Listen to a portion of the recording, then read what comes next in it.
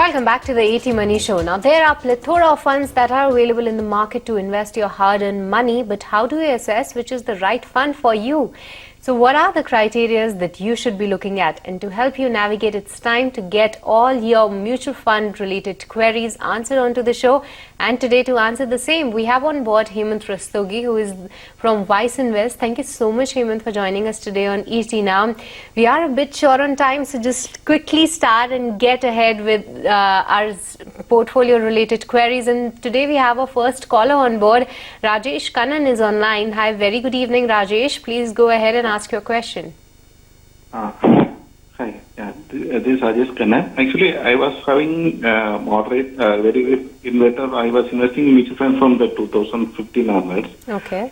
Okay, but I have a couple of funds, but I have more funds, but I want to reduce it. I want to first start from that 60,000 I can able to spend every month. Okay, I want to start from the scratch so that I can stop all the funds and I can start from that starter using which fund suggested. So I'm I from the long I'm investing. I know that I'm very risk-taking appetite also. I need some fund suggestions for that investing amount of 60,000 per month. Okay, so Rajesh, what you are saying is that all the mutual funds that you have, you want to exit that and start afresh with 60,000 investments. 60,000, yes. Okay.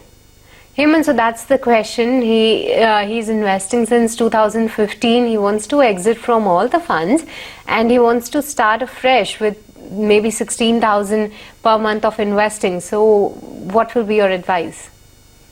Well, I can understand that. See what he's trying to say. Maybe he's got like 14, 15 funds. So maybe he thinks that's a case of over diversification and he wants to kind of, rebuild his portfolio. But my suggestion would be, it's good that he has clarity in terms of how much he wants to invest now, is that to have a relook at his portfolio.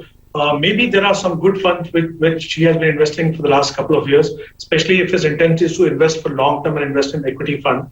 So my recommendation will be that have a relook at your portfolio. And maybe you'll find that there are some good funds where you can continue rather than, kind of exiting from all the funds. But indeed, if he wants to kind of exit from all the funds, and since I'm assuming that he's investing for long term, so I would like him to kind of build a portfolio of fund which have been doing consistently well and a well-diversified portfolio. So maybe look at one multi-cap fund like Nippon India multi-cap fund, look at one, mid-cap fund, which is Kotak Emerging Fund, and maybe a couple of large and mid-cap fund, which would be ICICI large and mid-cap or HDFC large and mid-cap. So look at a combination of funds in a manner that in your portfolio, not only you have funds which have done consistently well, but also ensure that there is the right amount of exposure to three segments, and there should always be clearly the bias towards the large caps. Maybe look at these four funds to start with.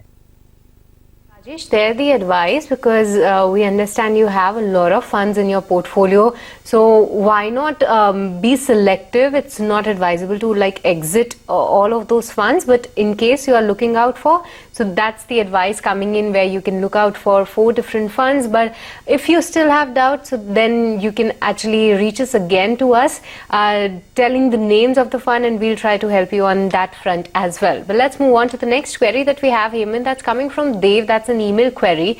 He wants to, his question is, does it make sense to buy a mutual fund with lesser NAV compared to a fund with a higher NAV when they are in the same category? So what will be your advice on that? Well, I think I would say this is a dilemma that many investors face, whether they should go in for a fund which has a lower NAV or a higher NAV.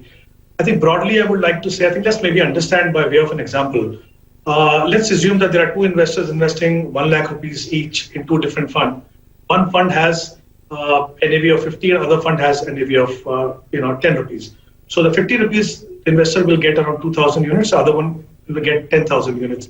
Now, assuming that there is only one stock in the portfolio and that goes up by 5% or 10%, for example, the 50 will become 55, 10 will become 11. What we'll see, the value of the portfolio will exactly be the same, which means that if a fund with a lower NAV has to outperform the NAV with 50 rupees NAV, we'll have to do better in terms of portfolio. So what is important is not the NAV, not the number of units that you get allotted, but the quality of portfolio and the track record in terms of how the fund manager has handled the ups and downs. So always focus on level of diversification, focus on how consistent the fund has been vis-a-vis its peer group. So it does not really matter what the NAV is. It's a myth that a fund with a lower NAV can give better return than the fund which is maybe higher NAV. So I think which is a myth.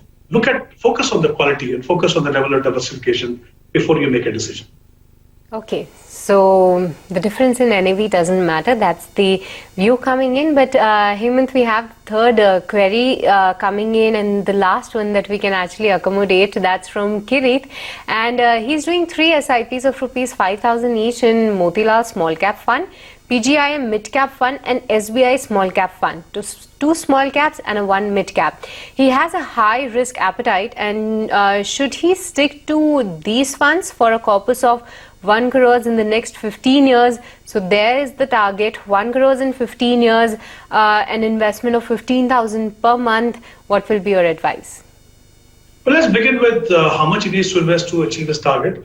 The time horizon is 15 years, so he needs to, if I assume annualized return of 12%, he needs to invest 20,000 rupees. Currently, he's investing 15, so he needs to add 5,000. And as you rightly mentioned, Shristi, there are 2 small cap fund, 1 mid cap fund. Even though he's mentioned that he has a high risk appetite, let's not forget that equity by itself is an aggressive asset class. So already you're taking very high risk. So my recommendation would be that he should kind of stop SIP in one of the small cap fund and look at a large and mid cap fund, the fund which I just mentioned, ICICI Pru Large and Mid. And for the additional investment, if he wants to achieve his target, like I mentioned, he needs to invest 5,000 rupees.